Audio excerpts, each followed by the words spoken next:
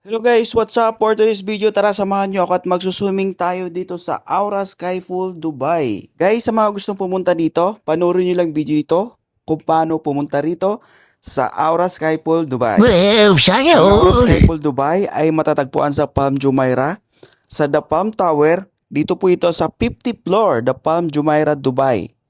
So imagine guys, nagsuswimming kayo sa 50th floor at makikita nyo ang view ng The Palm View.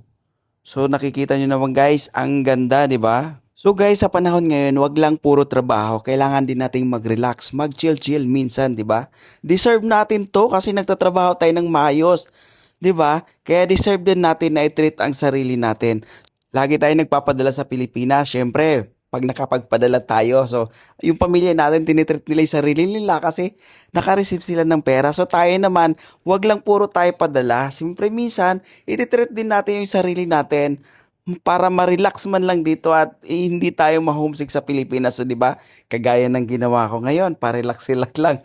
Char. At syempre naman guys, pagkatapos natin mag-swimming, naggutom si Dudong kaya nag-order tayo ng pagkain. Syempre, medyo yung pagkain dito may pricey talaga, may kamahalan. Pero kasama na yun sa babayaran mo guys. So guys, ganito yung mga price dito sa entrance pa lang dito sa Aura Skyfall Dubai. So, ayan yung mga timing nakasulat naman dyan guys. So, the best timing ay 3 p.m. to 7 p.m. guys kasi sa 3 p.m. may araw pa pero ang sunset ang pinakamaganda guys at magpa-picture kayo, napakaganda ng kuha, napakaganda ng view.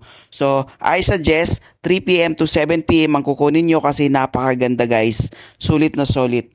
So ito yung mga price guys nung entrance dito pero since nga naka-promo sila ngayon, so guys, maabil mo yung ticket for only 200 dirham.